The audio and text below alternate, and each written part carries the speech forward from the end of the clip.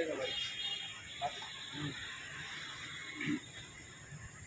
Collector साहब से जो वार्ता हुई है उसके संबंध में क्या आपका निर्णय है? हमारी जो डिमांड्स लेटर है वो हमने कलेक्टर साहब के माध्यम से सरकार को भेजा है। कलेक्टर साहब ने लिखा है कि प्रथम दृष्टया जो भी गलत पाया जाएगा उसमें 100% आपके जो भी हमारी जो मांगे हैं उन पर गौर किया जाए। आपकी क्या क्या मांग है? हमारी सबसे पहली मांग है जिसकी जुडिशरी जाँच हो, जो फर्जी एनकाउंटर पुलिस ने किया है उसकी जुडिशरी जाँच होनी चाहिए, क्योंकि ये पहली घटना में इस तरीके से लग रहा है प्रथम दृष्टया में कि राजसमंद डीएसपी की टीम ने पाली की सीमा में आकर के जो एनकाउंटर किया, नंबर 2 जिसका एनकाउंटर किया है वो व्यक्ति पहले किसी भी रूप में किसी भी प्रकार का कोई न तो वांछित था, ना कोई उसके ऊपर मुकदमे दर्ज थे, ना कोई वो कभी 151 के अंदर कभी जेल गया, किसी भी प्रकार की आपराधिक प्रवृत्ति का व्यक्ति नहीं था। जिस तरीके से पुलिस ने कहा है कि भाई ये एनडीपीएस एक्ट के अंदर हमने कोई मुकदमा दर्ज किया है, तो एनडीपीएस एक्ट में हजारों मुकदमे दर्ज हुए, इन्होंने कितने का एनकाउंटर किया? हम सीधे रूप से आरोप लगाते हैं कि इसमें बहुत बड़े पैसे की कोई लेन देन का हम लोगों को ये चांस लग रहा है, और उस सब चीज़ों को दबाने के लिए इस लड़के का एनकाउंटर किया गया है। और दूसरा, एडीजी क्राइम खुद दिनेश एमएन साहब ने यहाँ आकर के एडिशनल एसपी को सीधी जांच की, क्योंकि कई बार क्या होता है कि जब आईओ सब इंस्पेक्टर और सर्कल इंस्पेक्टर लेवल के लोगों को दिया जाता है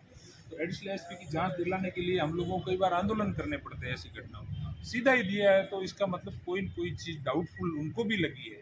उस चीज़ पे पर्दा डाला जा रहा है। दूध का दूध और पानी का पानी होना चाहिए। दूसरा, आर्थिक मुआवजे की भी हमने इस बच्चे के परिवारजनों के लिए मांग रखी है कि जब सबके लिए होता है, उस लड़के ने तो क्या पता गलत किया या नहीं किया, उसकी तो शादी भी नहीं हुई थी, उसके माता पिता के कमाने वाला ये लड़का इकलौता लड़का था, तो परिवार को आर्थिक मुआवजा जो राज्य सरकार को उचित लगे वो आर्थिक मुआवजा भी सरकार को देना चाहिए। तीसरा, जिस डीएसटी टीम ने इस तरीके का कृत्य किया है उनको तुरंत प्रभाव से निलंबित तो करना ही चाहिए।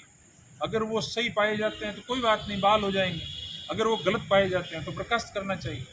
इस तरीके की घटना की पुनरावृत्ति नहीं हो, इसका एश्योरेंस हमने कलेक्टर साहब ने हमको दिया है। और एक मेडिकल बोर्ड द्वारा पोस्टमार्टम जोधपुर एमडीएम हॉस्पिटल में कराने की भी हमने मांग रखी है कि हमारे साथ में एक्स फौजी हैं, इन्होंने बहुत सारे एनकाउंटर फौज में रहते हुए वहाँ पे आतंकवादियों की किए। इन्होंने जब उस बॉडी को देखा 1 सेकंड के अंदर इन्होंने कह दिया कि ये आज एनकाउंटर जैसी स्थिति नहीं थी, ये तो बिल्कुल गन पॉइंट पे लगा कर किसी भी 3 गोली मारी, एक मुंह में गोली मारी हुई है, एक कान में गोली मारी हुई है, एक सर में गोली मारी, तीनों गोलियाँ बहुत वो तो पोस्टमार्टम रिपोर्ट के अंदर आप देख लेना आ जाएगा कि कितनी दूरी से वो गोली मारी। अगर सामने आमने सामने फायरिंग होती है तो कम से कम 50-100 मीटर या 100 फीट की तो दूरी होती है, वो तो पोस्टमार्टम रिपोर्ट में ही आ जाएगा कितनी दूर से उसको गोली मारी। ये पूरा मामला है, इसको ढकने का प्रयास किया जा रहा है। और हम तो ये भी नहीं चाहते कि कोई गलत तरीके से हम कोई पुलिस विभाग की कोई भी अधिकारी या कर्मचारी के खिलाफ नहीं, अगर वो एनडीपीएस एक्ट का अगर दोषी था तो उसको पकड़ते, उसको न्यायालय में ले जाते। बहुत सारे मुकदमे दर्ज होते हैं, कोई नहीं आता उनकी अपराधियों की मदद करने के लिए, लेकिन एक गरीब किसान के बेटे का इस तरीके से सरेआम फर्जी एनकाउंटर करके उसको मार देना, जबकि उसका कोई ट्रैक रिकॉर्ड भी खराब नहीं है, तो ये सारी बातें हमने कलेक्टर साहब के सामने रखी है। कलेक्टर साहब ने बहुत तरीके से हमारी बातों को सुना और राज्य सरकार से वार्ता करके हर संभव हमारी मदद करने का इन्होंने आश्वासन दिया। थैंक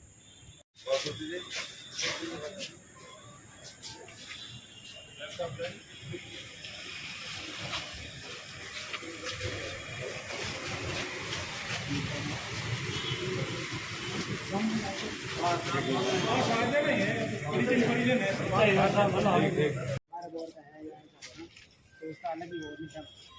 हमने भी किया था ये बहुत